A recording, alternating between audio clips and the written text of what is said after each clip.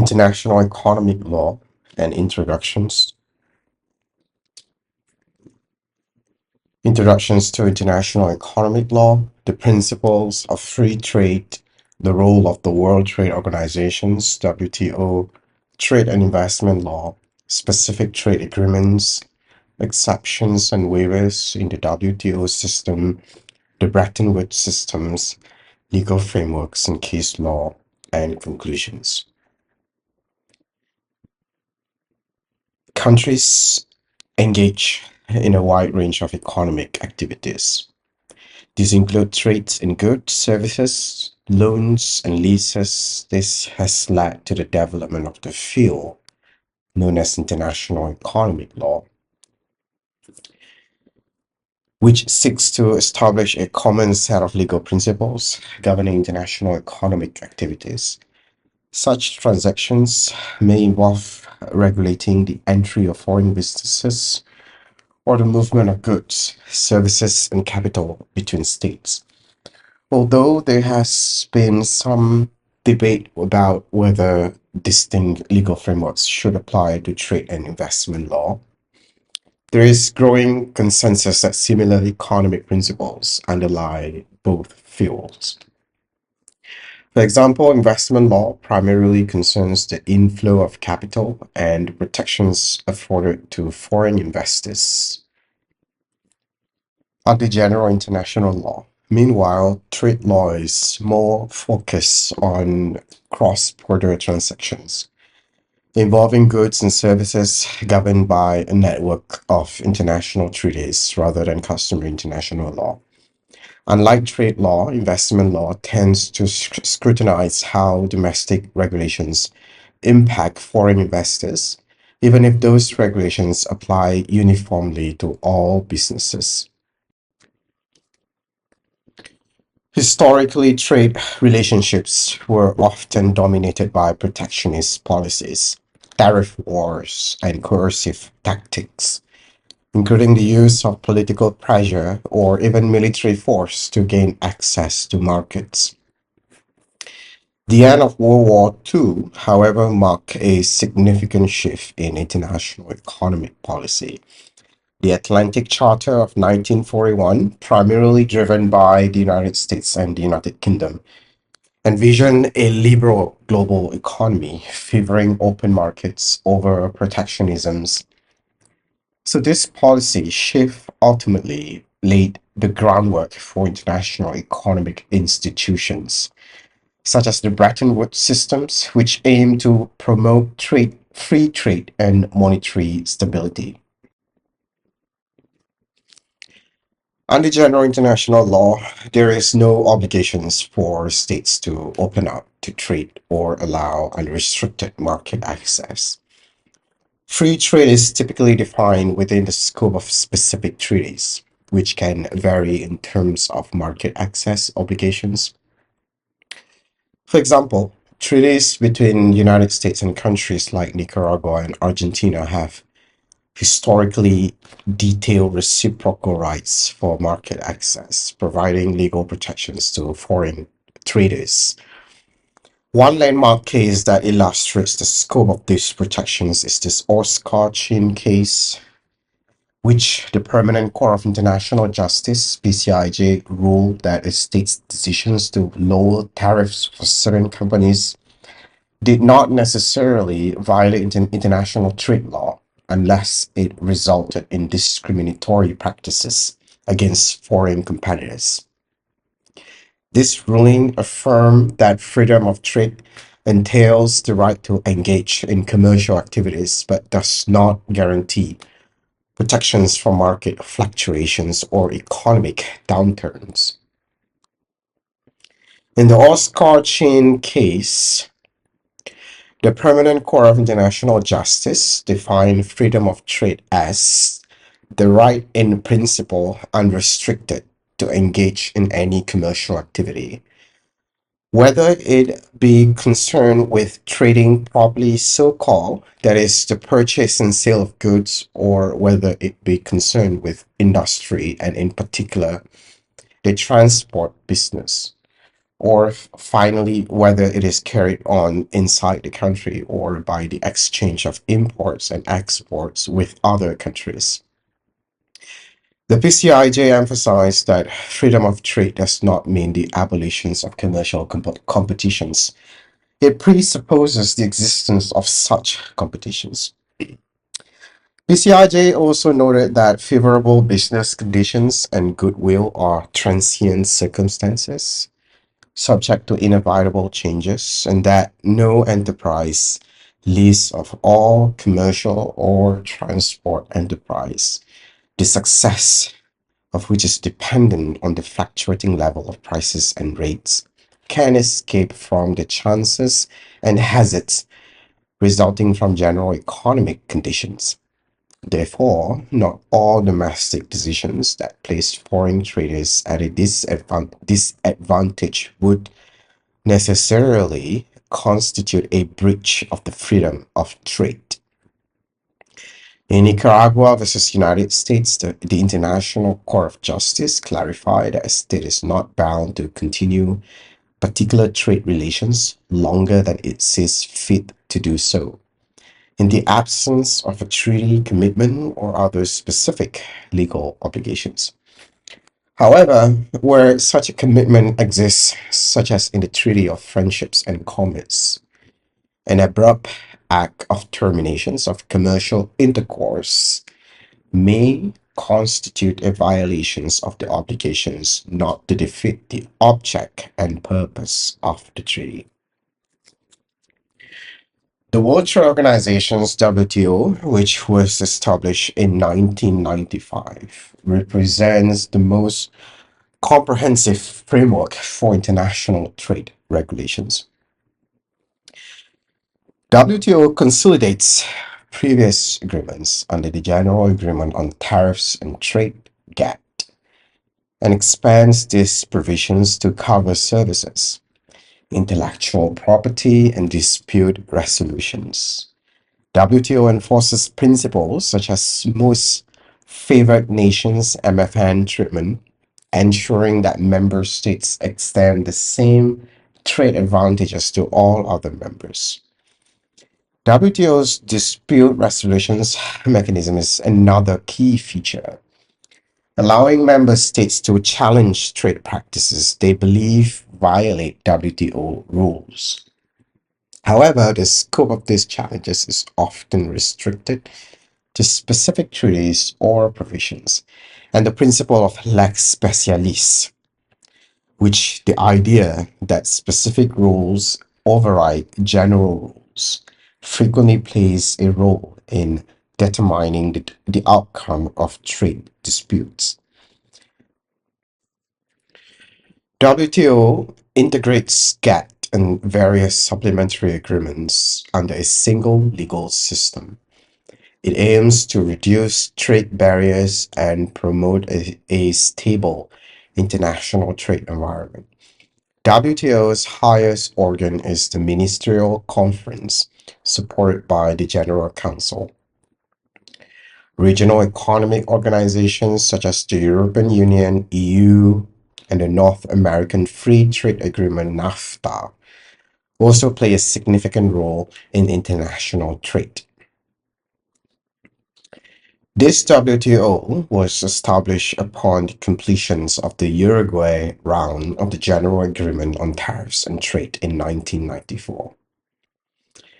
It encompasses various supplementary agreements and a reform dispute settlement systems under a common institutional umbrella. Membership of WTO is restricted to states and custom territories that accept both GATT schedule of trade concessions and a GATT schedule of services concessions.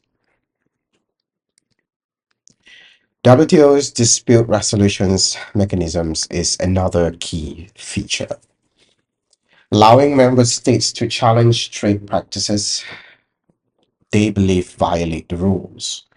However, the scope of these challenges is often restricted to specific treaties or provisions.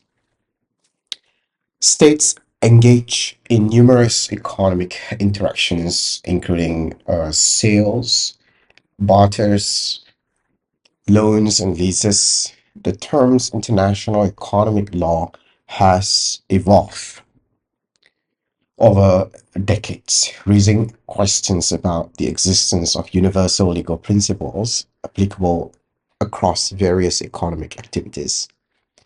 International law governs the establishment of foreign businesses within state territories and transactions involving goods, services, and capital between states.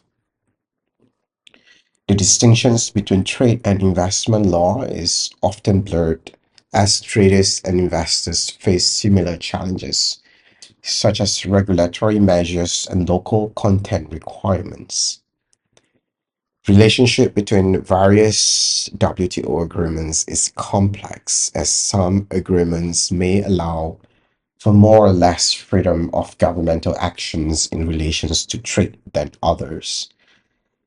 General interpretive note to Annex 1A of the GATT suggests that in the event of a conflict between a provisions of GATT 1994 and the provisions of another Annex 1A agreement, the provisions of the other agreement shall prevail to the extent of the conflict.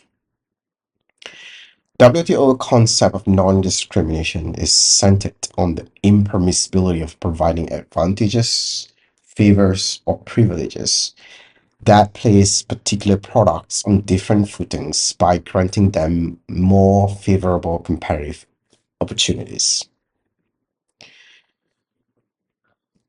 Discriminations can manifest itself in various factual situations, as demonstrated in Canada Auto's case, where the formal treatment of products did not prejudge whether they were in competitive relationships with each other. One of the key aspects of international economic law is the relationship between trade law and investment law. Traditionally, these two have been treated as separate domains, but this distinction is increasingly being questioned. The separations between trade and investment law is not entirely convincing when considering the underlying economic interests and behaviors. This is evidenced by several factors. Traders and investors often face similar challenges in host countries. Trade and investment matters are sometimes regulated in a single document. Both areas embody similar principles, such as non-discriminations, most favored nation treatment, and national treatment. Despite these similarities, there are important distinctions between trade and investment law. Investment law primarily concerns the import of capital. Trade law focuses on the movement of goods and services across borders. Investment law does not directly regulate market access in the same way as trade law. This nuanced understanding of the relationships between trade and investment law is crucial for comprehending the complexities of international economic law. GATT under Article 23 allows states to complain about measures that nullify or impair benefits under the agreement, even if the measures do not violate specific provisions. The WTO dispute settlement understanding provides recommendations rather than binding decisions for such complaints. The Uruguay round agreements maintain the old GATT framework with amendments and new agreements on agriculture, sanitary measures, and technical barriers to trade. The GATT's most favored nation (MFN) clause ensures non-discriminations among trading partners, while the national treatment principle prevents discriminations against imported products. The General Agreement on Trade in Services (GATS) applies to all services except those provided by governments on a non-commercial basis. GATS schedules allow states to make specific commitments regarding market access and national treatment, with exceptions for particular sectors. The GATS build upon several layers, including a framework agreement, various types of commitments in national schedules, and individual service sectors with special treatment, such as financial services and telecommunications. The pattern of scheduling service concessions under GATS gives more freedom to states parties than the tariff concessions under GATT. GATT schedules could contain exemptions from national treatment standards in relations to particular services or sectors. GATT applies to services apart from those provided in the exercise of governmental authority, for example, on a non-competitive basis, such as healthcare, police, or educations. Services could be supplied either across the border, through foreign commercial presence, or through consumptions abroad. GATS under Article 2 requires that services and service suppliers of any other member receiving treatment no less favorable than that accorded to like services and service suppliers of any other country. Article 17 on national treatment outlines that a formally similar treatment may well involve discriminations if it in fact affects the conditions of competitions. Article 16 on market access provides that each member shall accord services and service suppliers of any other member treatment no less favorable than that provided for under the terms, limitations, and conditions agreed and specified in its schedule. Article 16, Clause 2 lists permissible exceptions that could relate to the number of service providers, the total number of persons employed, form or organizations of legal entities, limits on foreign capital participations, or the total value of transactions. The Agreement on Trade-Related Aspects of Intellectual Property Rights, TRIPS. TRIPS protects various intellectual property rights, incorporating principles from GATT and existing international agreements. It concerned with a variety of private rights, such as the protections and enforcement of copyrights, trademarks, geographical indications, industrial designs, patents, layout designs, and undisclosed informations, the trade secret. It is based in part on the traditional legal principles of GATT, such as the most favored nation clause and the national treatment principle, but also introduces new legal elements into the multilateral trading system by interconnecting it with existing international agreements on intellectual property. The Safeguards Agreement provides for the temporary introductions by a state of tariffs or quotas to restrain the harmful effect of foreign trade on its domestic productions. The appellate body has censured the selective applications of safeguards as the exclusions of any country's imports from these measures cast doubt on the efficiency of the measures and the motive of the state that adopts them.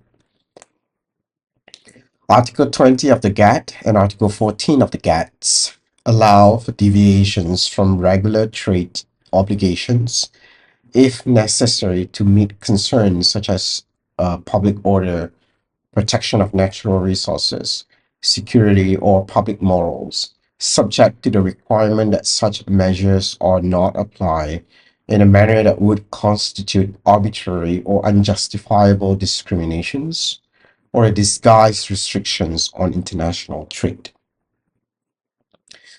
GATT allows for exceptions and waivers, such as forming customs unions or free trade areas and granting preferential treatment to developing countries. Article 24, Clause 5 of GATT permits these arrangements provided they do not introduce higher tariffs or stricter restrictions.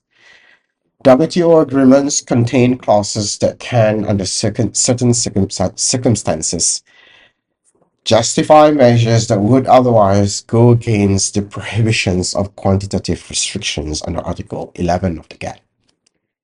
This, for example, in a case of serious balance of payment difficulties, a state party may institute import restrictions to forestall the threat of or to stop a serious decline in its monetary reserves, or to achieve a reasonable rate of increase in its reserves.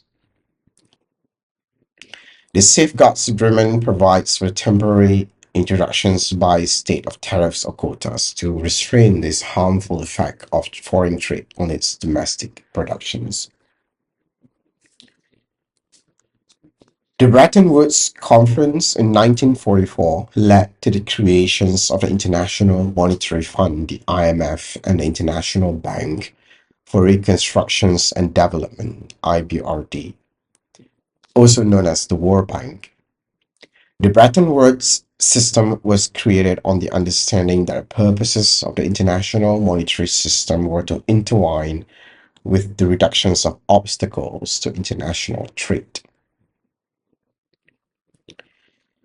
Both institutions aim to promote international economic stability and growth. The IMF's main functions concerns the regulatory and supervisory functions with regard to exchange rates, the regulations and coordinations of the multilateral system of payments and transfers for current international transactions, and the convertibility of currencies. The IMF's resources are composed of mandatory contributions from members according to their quotas and from credits from the fund's members.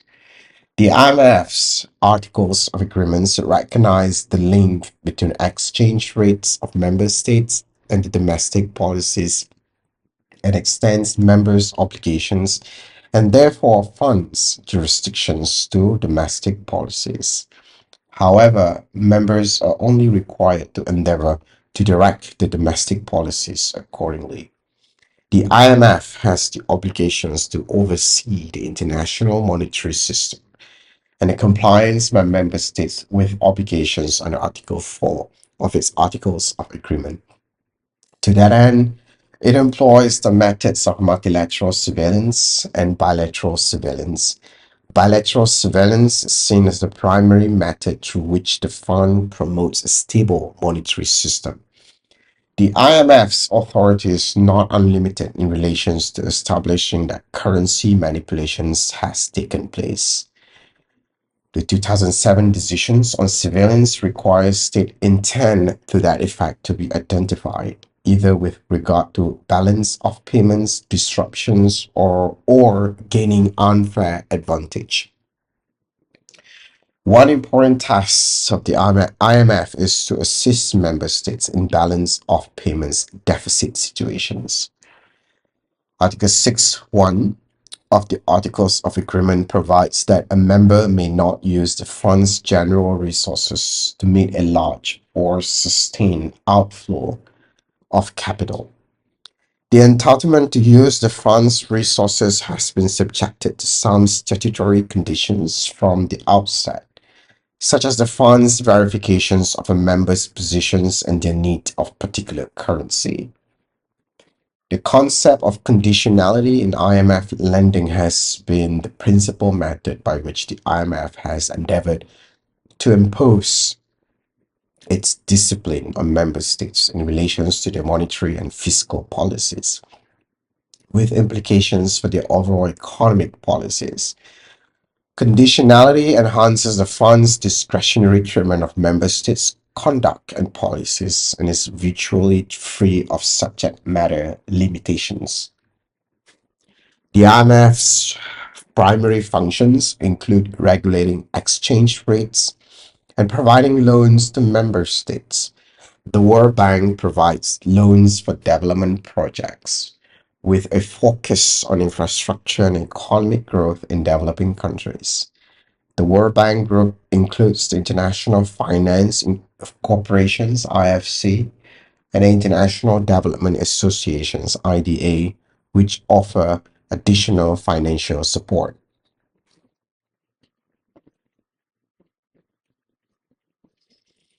The World Bank's purposes are to assist in the reconstructions and development of territories of members, to promote private foreign investment, to provide finance for productive purposes, to promote the long-term balanced growth of international trade and the maintenance of equilibrium in balances of payment, and to conduct its operations with due regard to the effect of international investment on business conditions in the member states.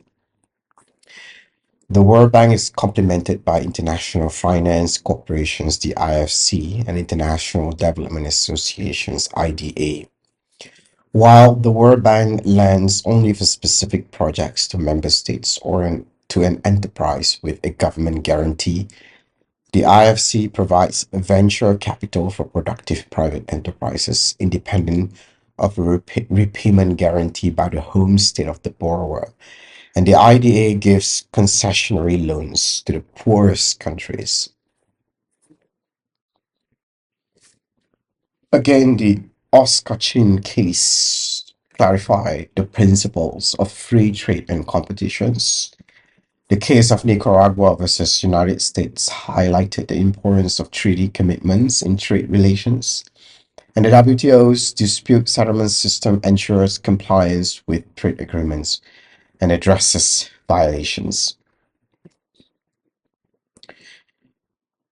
This analysis has covered the various legal frameworks governing international economic relations, including trade, investment, and monetary affairs. The analysis highlighted the key principles, agreements, and case law that shape the complex and evolving landscape of international economic law. International economic law encompasses a complex web of treaties, agreements, and legal principles which aim at promoting global economic stability and growth. WTO, IMF, and World Bank play crucial roles in regulating international trade and monetary policies, ensuring that states adhere to agreed upon rules and standards.